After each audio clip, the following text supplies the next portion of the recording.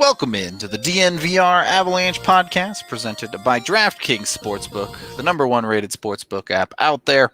I am your host, Rudolph, joined as always by AJ Haefele, and it's a good day for Avalanche prospects, as three of them anyway, have made the Team Canada WJC camp roster, selection camp roster, as it were. Two of them are no surprise at all, that being Bowen Byram and Alex Newhook. And then the third being this year's first-round draft pick in Justin Barron. Just making the camp is a feat in itself, but I'd say there's a decent chance all three of these guys could make the team. Yeah, I think the easy lock is Byram. Yeah. And I think that there's conversations going to be had even about Byram, because if the NHL starts on January 1st, actually starts on January 1st, Byram might be a little there. busy. Yeah, Byram might be busy trying to make an NHL team. Yep. And I think that's true of a couple of these guys that Kirby Dach got loaned back. They're talking about Lafreniere getting loaned for this team as well. If the NHL doesn't think it's going to be competing in that time frame, then Bowen Byram is 100% on this team, no questions asked. The other question, the only question that you would have about Alex Newhook, it doesn't have anything to do with does he make is he worthy of being on the team? He absolutely is. Yep. It's that college players, this camp is really long. Yep. It opens up on November 16th. WJCs end on January 5th. That's a long time to be away from your team. Well, and Newhook was snubbed last year in many people's eyes as well. You know, the Newhook last year, it didn't bother me quite as much. There was, obviously, it's Team Canada. There's going to be an awful lot of talent. For sure. Yeah, there's going to be a lot of guys that are going to be in contention for that. And he hadn't really broken out at BC totally yet.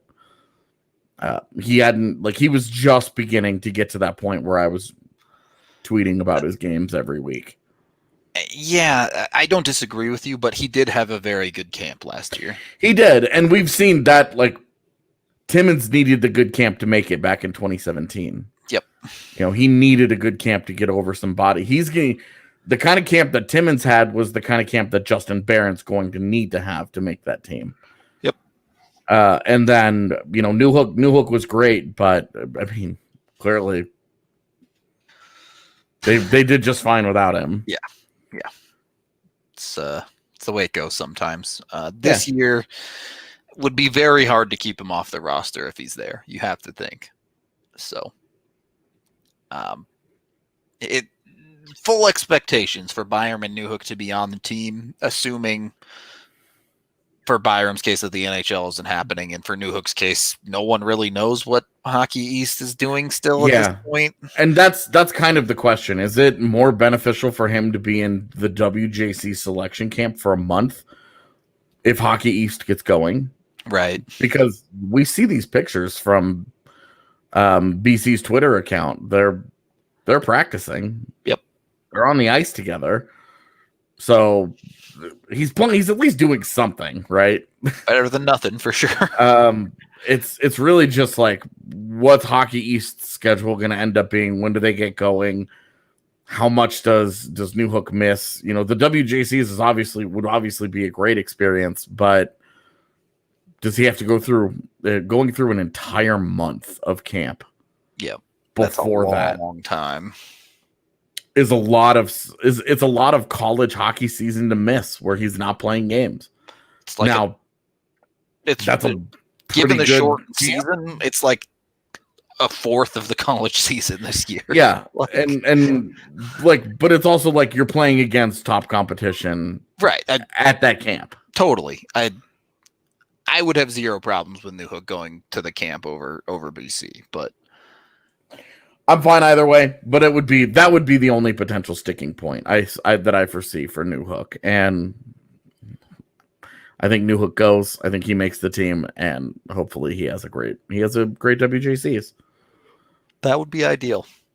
The real question mark is Barron. That's a deep defense, and there are some veteran guys that you think that they're probably going to make that team. Like Jamie Drysdale's going to be on that team. Bowen Byram's going to be on that team. Yep. Thomas Harley is going to be on that team. Yep. You have to think Robertson probably has a very good chance. Yeah. Caden Robertson is another 2019 guy.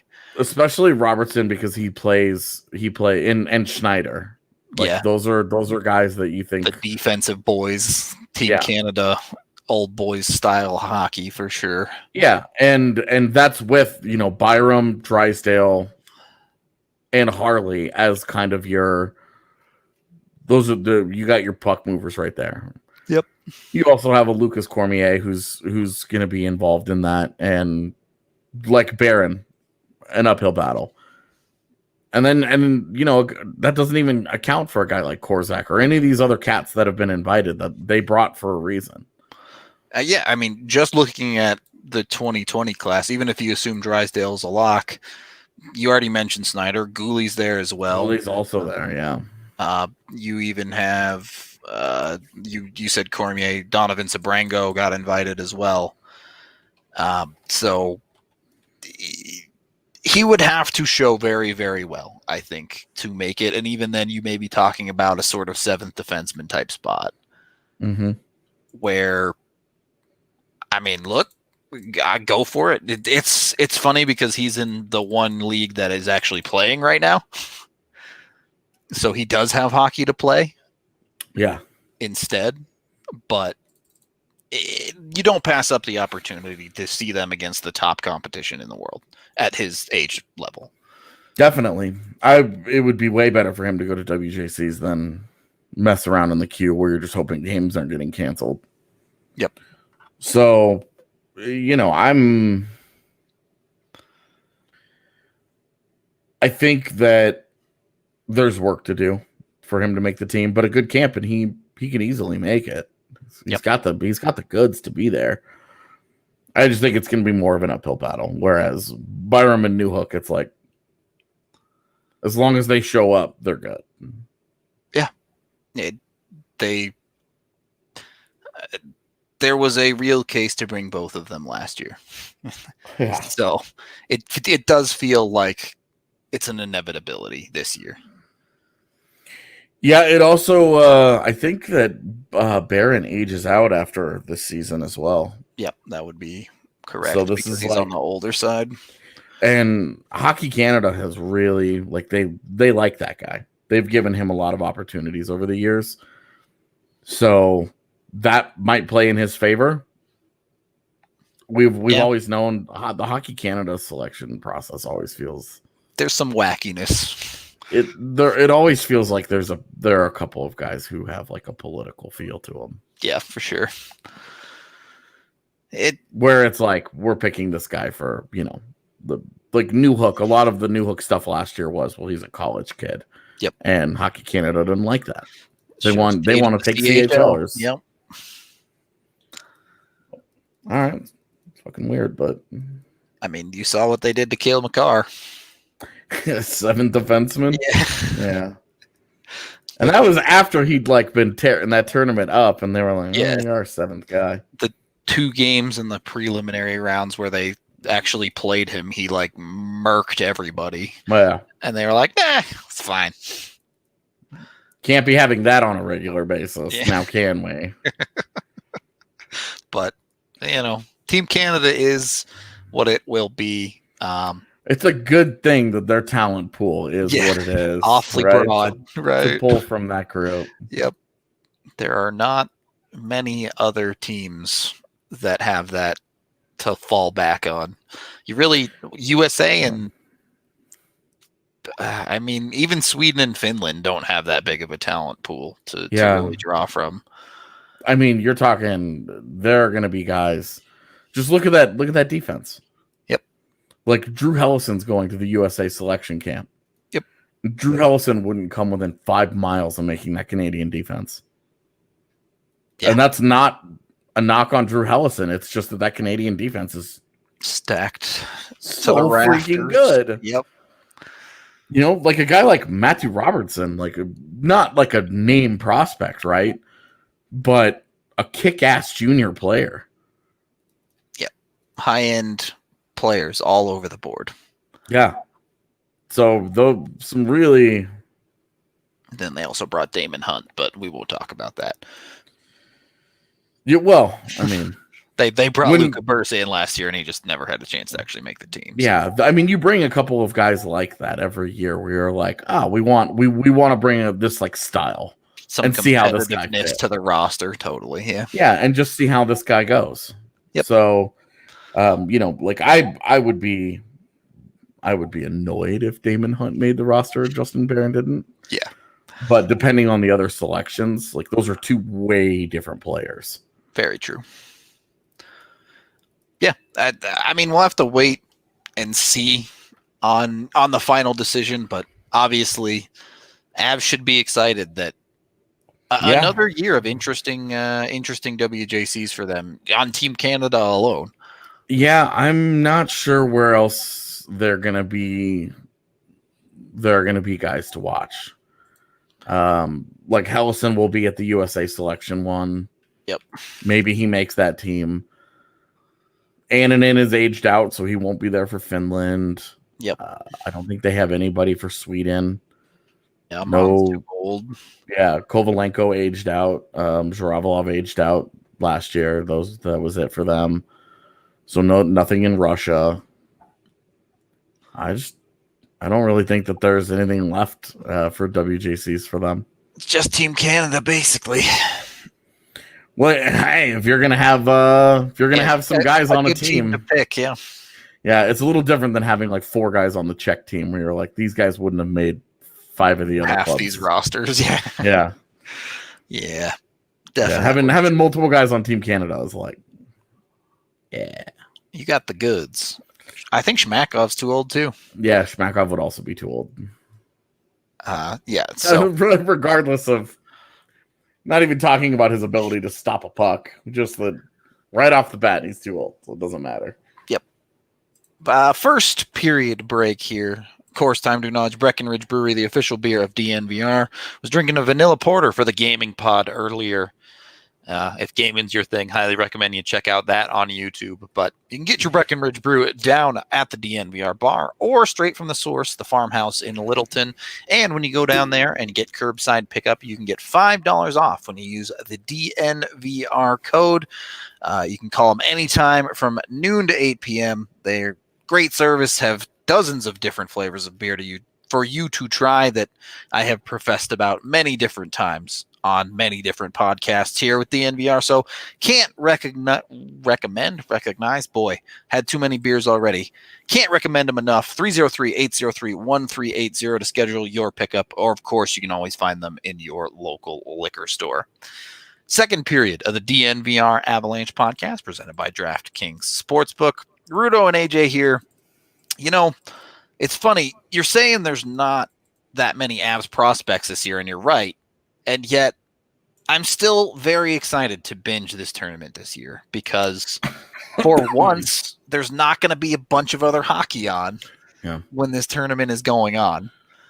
It's going to get the proper showcase that it deserves, and I think this is something that I would love for this to be a normal thing. Yeah, like a pause type of thing. The NHL goes on break for 3 days for the Christmas break. Yep. Put WJCs on. Why during not? that time. Just slip it in there. Totally. I know it always kind of like dances around this time of year, but I would love for it to be like, look, and the USA Canada like New Year's Day matchups that we've seen have been awesome. Yeah, totally. Those are fun. But it's like give us Christmas Day. Yep. You know, don't make hockey fans just sit there and watch the NBA. Football can have Thanksgiving. WJCs can take Christmas Day, where we all hang out all day and watch junior hockey. Yeah, I mean the NBA is already, they have like quadruple header. The Nuggets were part of it last year where they got blown out. Yep. And it's like, okay, those games were fun. I was in Vegas. We were betting on those games. We got all of them wrong. It sucked. As you do. But it was a good time, like watching. It was whatever. Yeah. But would I have rather have spent all of that day watching junior hockey? Oh my God, the answer is always going to be yes. If I ever take an NBA game over a junior hockey game, it's an imposter. Yeah, you've made a mistake. He's been taken hostage. Yeah, and like again, I'm an all sport fan, so and specifically this year, the WJC tournament style is perfectly designed for a COVID bubble. yeah. You bring all the teams in, everybody tests negative, you throw them in the bubble for 2 weeks, they play all their games, and you're done. Right, and like 2 weeks is nothing. Right, exactly. You know, this is not the 2 month like, oh my Slog, God, right. that it was for those NHLers. This is a 2 week, like you're in there, you're out of there. Okay, great. And if anything, if the NHL hasn't figured out how to play games yet, yeah, it might be a little instructive. Give them a little hint, a little tip. Yeah. If you know, just depending on what the world looks like when this tournament's going down. Yeah, right. Who knows? But yeah, hopefully it happens. You know, there isn't a team test positive. You know, Team Canada test positive 2 days in, and it's like, okay, well, this is over. Yep. That would be. You want to? Yeah, I'm super excited to see it, man. I'm so ready. Because that'll be like right now we have the Q and we have some Swedish hockey. Yep. The rest of the leagues are pretty much shut down. It's rough. It's definitely rough, but it's the WJCs is the highest level of amateur hockey that exists. Period. Yeah. It's even better than the postseason U18s. Yep. For some reason, we don't like those are important for draft, but nobody cares about. No one else cares. It's like whoever wins that tournament, you're like, so what? Eustace Annan did that, by the way. And guess what? So what? Pretty good though. Yeah. But winning WJCs is where it's at. Yeah. That's the one that gets all the popularity. It's, you know, even at the next level in the NHL, they talk about the triple gold that people win. Yeah. Which hopefully will become a thing again with the NHL going back to the Olympics, but we'll see. It's WJC's Olympics and that weird World Championship. Yeah, the IHF. Yeah.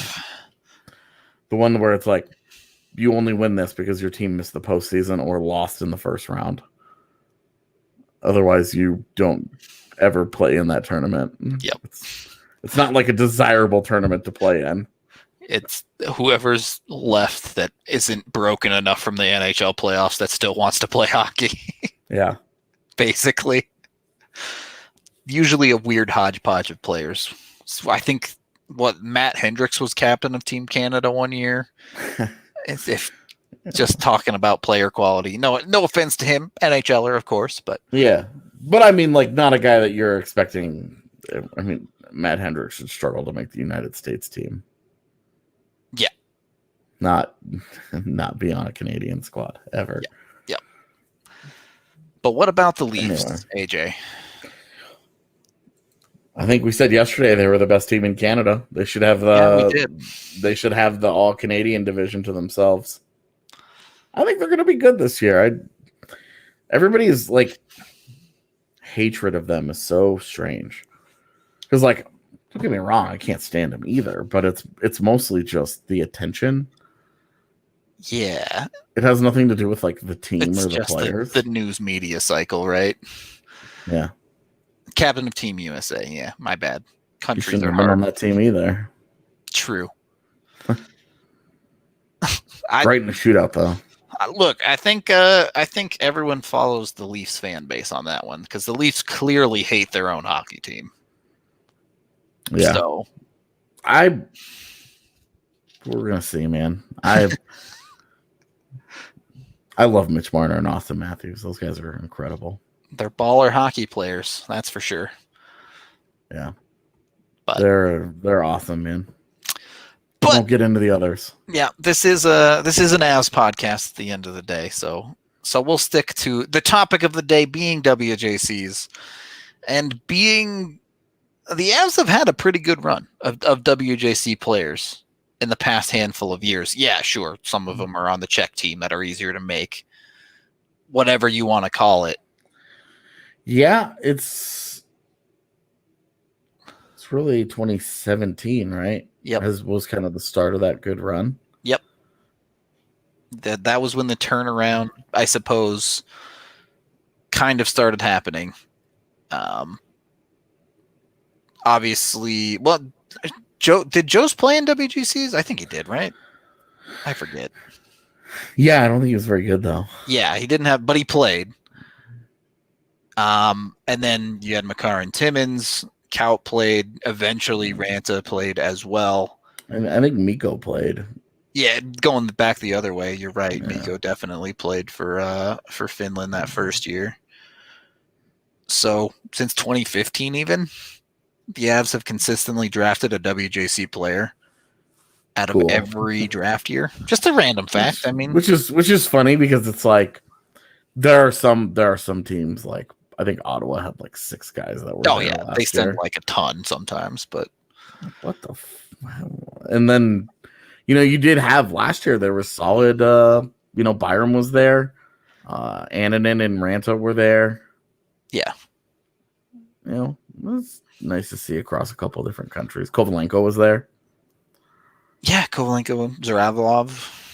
Yeah, so they had some decent representation. They've done pretty well, and yeah, Mikko's breakout was his draft year. I mean, he was awesome in the league of that year. And you remember when Mikko got drafted, guys, he was really the start, right near the start of that like Finnish explosion at the top of the draft. Yep.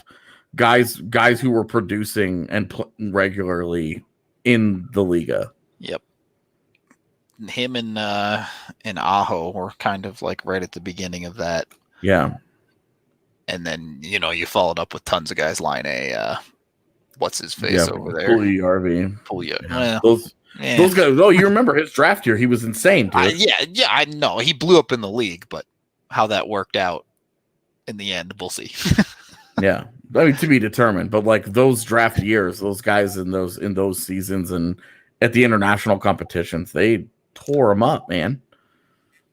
Yeah, I guess it really started with Barkov, really, I guess, but they were in the early part of it, where nowadays you're like, yep, there's going to be at least 1 or 2 Finns that go top 10. Yeah, because it was Barkov, and then I don't remember 2014 because I blacked that entire draft out, and then Mikko in 2015. Yep.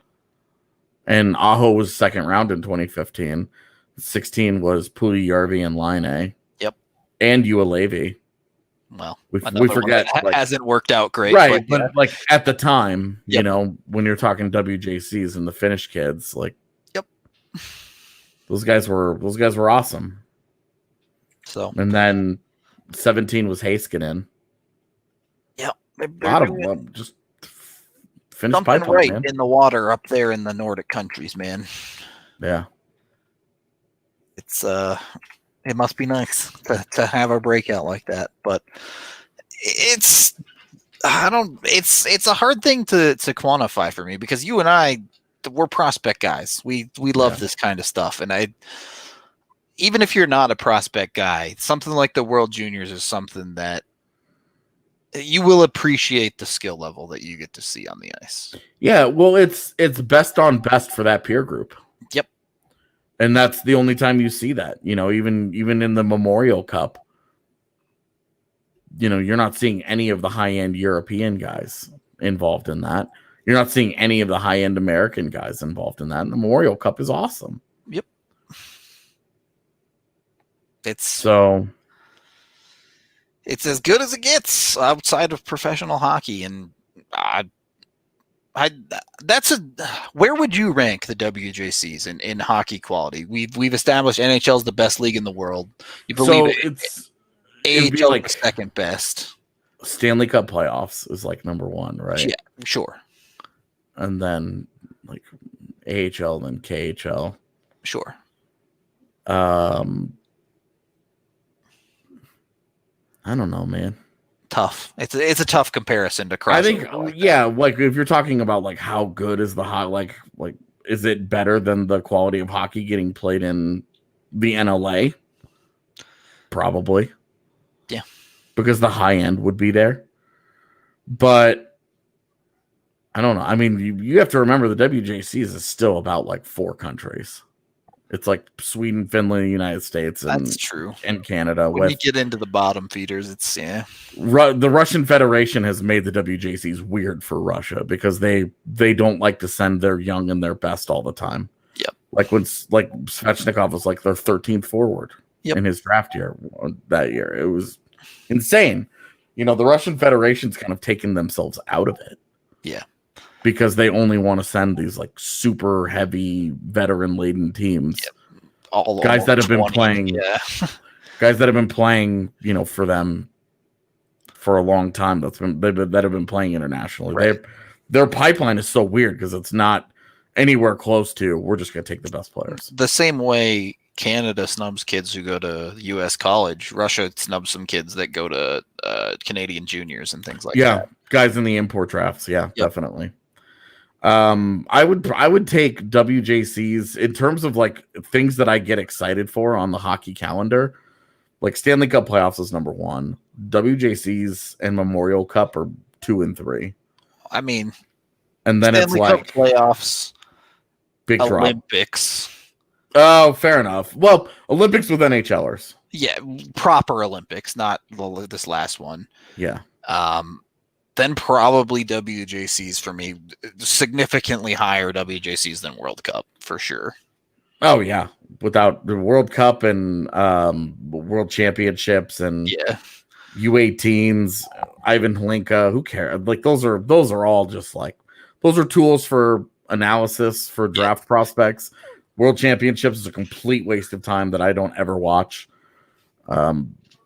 No interest. I have no interest in the World Championships under any circumstances. Unless that one circumstances, it's a pandemic and it's the only hockey I can watch. In which case, hell yeah, World Championships rocks.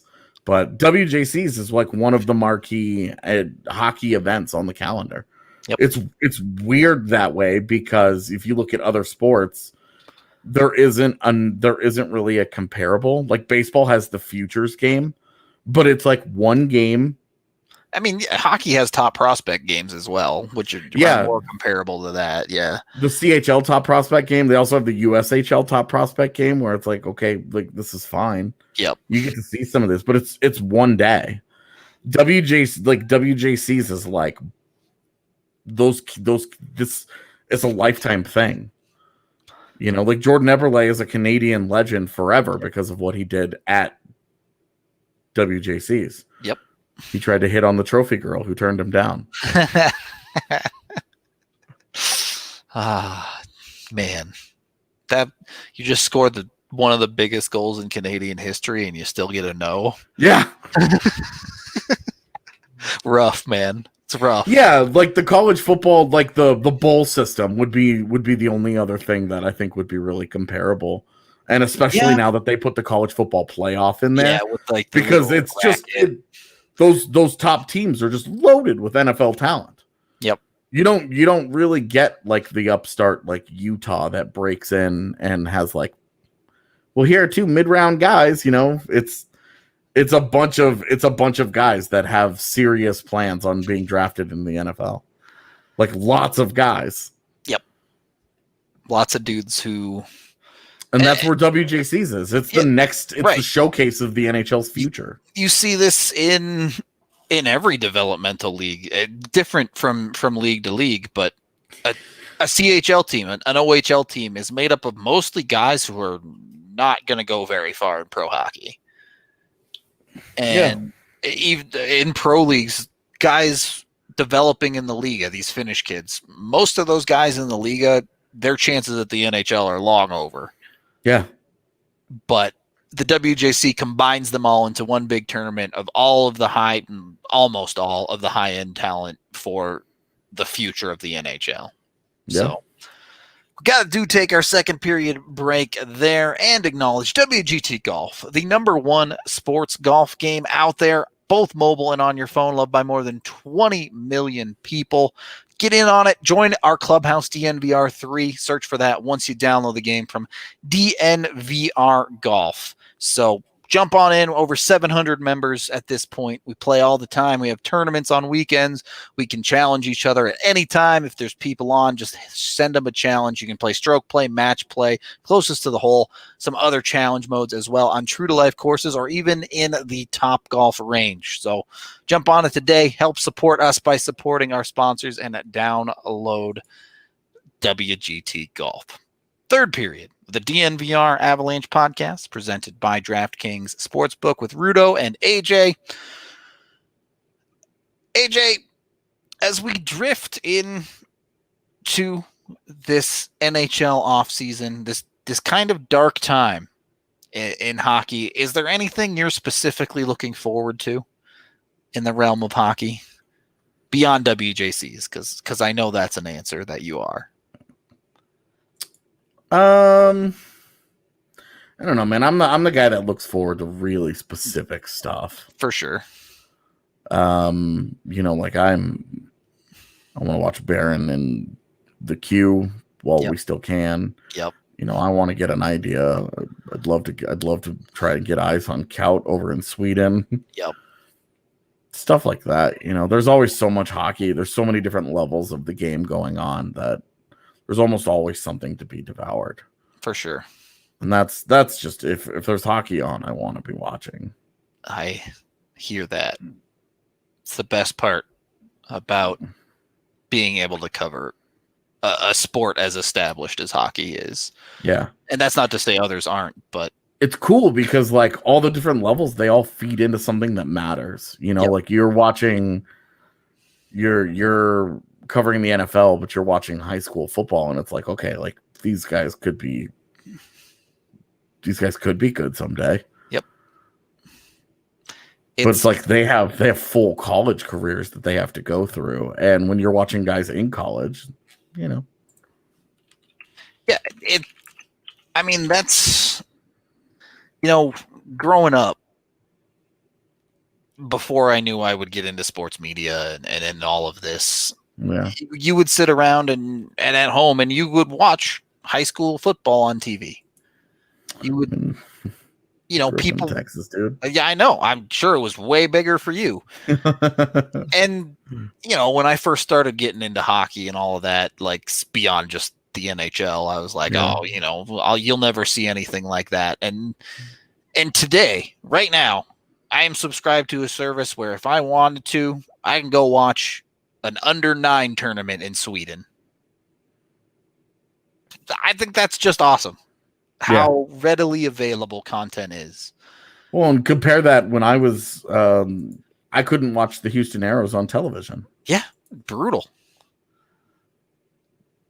No idea where to catch them on TV. Yep. The minor leagues and stuff like that. It's incredible how far they've come in the past, even like 5 years, honestly. Yeah. I mean, look at the AHL streaming service now. Yep. Despite all of the camera oddities that you get with it, it's pretty awesome. Like just being able to watch any AHL game that you want. Yep. Having that library to there's nothing on tonight. I'm just gonna go watch an old Eagles game. Yep. Is it that weird for people outside the US? I mean, just replace football with football, right? Because kids sign soccer contracts in Europe when they're like 6. Yeah. And they get into like that development program for that team. Right. But to watch QMJHL in the US, you have to sign up for their online subscription service, which is not cheap, unfortunately. It's but really not. Like we were talking about watching the game, the Barons season debut together last week. It was like $8 for just that game. Yep. I was like, geez, man. Yeah, I guess that's fair. It's not a school team; it's a club team. But it's I don't know. Football doesn't have those though. Like, right? It's weird. Like football has its own system where you go to high school, you play for a high school team. You go to college, you play for a college team, you get drafted in the NFL, and that's it. Like that's the route. There's, you can very, very, very occasionally you get a guy that comes out of Canada. Because of the success of NFL Europe 10 years ago, you had a string of European kids for a couple of years. That's mostly dried up and done with now. But otherwise, like that's the path. You play baseball. There are almost endless paths.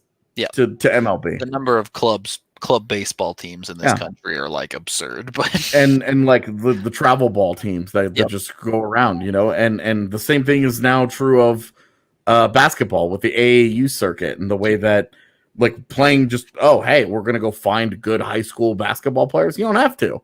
They all team up together because they meet each other at these all-star tournaments. The blue chip stuff. Form these AAU all-star teams that travel around the country playing other AAU all-star teams. That's what they do. All the good players got tired of playing high school kids. I mean, they were playing guys like us. Yeah, exactly. Like I played, there was a guy that went to my high school that ended up in the NBA. De'Aaron Fox went to Seven Lakes in Katy, Texas. There you go. Like, I can't even imagine what that guy went to Kentucky and like started as a freshman. I can't imagine what that guy was doing at that level. You're wondering why you see all these box scores of kids dropping like 80 points in high school. And it's like, well, yeah. They're playing against kids who are 5'5". Right. You get like the DeJuan Wagner types that are like high school legends. Yeah. Sebastian Telfair, guys like that. You don't get that in hockey. In hockey, there are so many different avenues. You don't go to high school and play unless you're living in Minnesota or in the Northeast somewhere up in New England. You don't just go to high school, play hockey, and end up as a prospect. The vast majority of high-end prospects, at very least, that come from the U.S. end up on Team USA. Now, P.S. There may or may not be an article coming out from The Athletic at some point about the rise of the development program, the U.S. program. It's especially in recent years, it has risen mightily. It's blown up. I mean, you think about what it was like way back in the day when Colorado Eagles coach Greg Cronin helped start it. Yeah, right. You think about like when Ian Cole and Eric Johnson were back at the program, like that was the beginning of it. Yep. It didn't exist before that. Where did American players come from? These kids just got drafted out of high school. Yeah, totally a different world. Hard to find kids back then. But I mean, you have the USHL as well, but yeah, and the USHL has been around for a long time, but it legitimizing itself the way that it has over the last decade has been huge. Yep. Like American hockey development is a real thing now. Yeah. Canada still is the powerhouse, and it's still certainly on the high end, and it's still leading in number of guys that get drafted. Yeah, but damn, dude, the United States is it's in a respectable position. The market share, this is still going to sound crazy, but Canada and the rest of the world, the NHL is about 50-50 now. Of the heritage of players, about 50% are Canadian and 50% are everywhere else. Yeah. In 1980, it was like 85% Canadians. So the world has caught up a lot when it comes to the sport of hockey and the quality of players that are getting produced around the world. Damn, just to look at it, this last draft, 73 Canadians, 50 Americans. Yes, and American is the clear-cut number 2. So, yeah, Sweden at 32, Russia at 24, Finland at 17. Yep. That I wouldn't pump the AHL's video product too much, DD. Like, I appreciate that you can find it out there, but I can only watch the San Jose Moon Cam for so long. Well, and like the lack of dedicated and planned out camera bays is obvious, because you do get people that just wander in front, and you're like, it's a good thing I'm not like tracking this. Right. Yeah. There are some issues with it, to say the least. Not that, look, they put on a good product. I'm eternally grateful. I wouldn't even be able to do my job without streaming services like that. Yeah. But I could walk in there and be like, okay, this is how you make this better at the same time. Yeah. I mean, it was a long way to go, but that's kind of the that's the American hockey experience, every day. There's a long way to go. We're happy to be here. Just happy that two American dudes can have jobs in hockey. Right. I say I'm like complaining about the AHL's video quality while you can just like see my office hanging out in the back of this video. So yeah, I probably shouldn't open my mouth. But yeah, shout out Kevin McGlue. Oh, he's awesome. Eagles announcer, awesome dude, great at his job. Eagles PR staff is great too. They're so accommodating cool and easy to work with.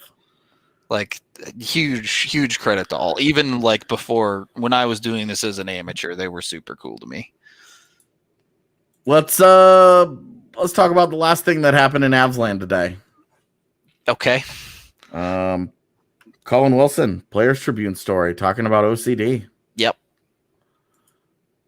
Pretty great article. If you haven't read it, please go read it. Yep. Yeah. I'm not gonna drop it in an article and try and make you go to my site to click on it. Just go to the Players Tribune. Yep. Check it out. He opens up. It's really good. It's really in depth. It's really personal. Since he talked about it, I had told some DNVR subscribers in the lounge over the summer that I thought his career was probably over because of the hips. To hear him say it means that I'm allowed to talk about it publicly, so that's nice. What had happened was he was at practice and he pulled his groin, and he'd been having on and off hip and groin issues for a long time. And when he went to the doctor, it was like, look, let's do this. We had Varley that had this same kind of thing, same kind of groin issues, and had hip surgery. It helped him out a lot. Had it on both hips. His body didn't respond to it. He wasn't able to play. Like, he can live a normal-ish life. This isn't like he's debilitated or anything. He just can't play NHL hockey. And he's gonna have to have that surgery again. I hope it works for him. I hope he gets back to normal. Whether or not he plays again is irrelevant. He's made enough money in his career to support himself and his family. He's an awesome guy. He was always really good to me. I had some great chats with him. My first ever conversation with him was awesome. Sitting down and talking to him about his time in Nashville, and he was very honest about wanting to move on and how excited he was to be in Colorado, that they were giving him a chance. He was always an easy guy to root for, and always really liked him. And it sucked how it ended for him in Colorado. Yep. And if that's the end of his career, it's really a bummer. But for sure. A very good article that everybody should go and definitely read. I don't need to get it. I've talked on the show previously about my OCD and what it's like. Bye. Hi. He always shows up at the end of our shows. Yeah, I know. His timing is impeccable. Yeah. I've talked on this pod before about my OCD and my compulsions. I have not had anywhere near the detrimental effect that they did for Colin Wilson, and for him to talk about it and his path towards finding solutions was heartening. Yeah, it's another great reminder that hockey players are people too. You know, those dudes out there on the ice have all their own battles and all their own problems every single day, just like us, just like you, just like me. Yeah. And you know what? Sometimes shit's hard, man. Yeah. Well, and especially something like OCD, which on a larger scale, people kind of are kind of condescending about it, where and especially because people will be like, oh, well, I like to wash every dish twice or whatever. And they're like, oh, I got a little OCD in me. And it's like, and you have no, you Wilson, don't. like talking about how it's physically debilitating to him because where he has to tie his laces so many times. Right. And it's like, this is way like the people who really like have a serious issue with it. It's a serious thing. It's a serious conversation. And it doesn't make for a splashy headline to be like, I'm Colin Wilson. I struggled with OCD. Yeah. And it doesn't, it's not like a splashy headline where it's like, let me tell you about my recovery from a horrible heroin addiction, where you're like, what? Because there's just a different stigma around those things. Yep. And so for him to speak up and for him to kind of put it out there and for people to start to get an idea that OCD isn't like this like fun, quirky personality trait. It's a serious thing that people struggle with. Yep. It's all steps forward and it's all good. No doubt today there's somebody who read that, who needed it, who felt like they were alone. Yep. And they're going to read that article and they're going to finally feel like, especially if they see any of the response to it, they're going to see, oh my gosh, I'm not by myself. Yep. And that alone will have served a great purpose. Yeah. Sometimes it's a good thing. So, yep. It's not a good thing, but you make it into a good thing. You make the best of a bad thing. Yeah. And it takes courage for a guy to do that, for a guy to put himself out there on a limb and be vulnerable like that, especially in a sport that brutalizes vulnerability. Yep. So good on Colin Wilson. Props to him all the way around for sure. A guy that everybody should be proud played for their favorite team. Yep. I think that's a great way to end the show. That's all we have for you today. Go read the article, show it some love because it really is a nice piece from him. Definitely. We want to stress that it's worth going and reading the actual story in his words. I don't want to speak for AJ, but I think he would agree with me that we are here too. If you have problems that you really want to talk to somebody about and you feel comfortable sending that to us, we will certainly lend an ear. I'm not a doctor. I can't promise you that I will know how to help, but if you just need someone to write a message to or anything like that, feel free to shoot us a DM at any time. My DMs are open. I regularly have people reach out to me who have needed assistance before. Do whatever I can. All right. So, yeah, we're gonna end the show there.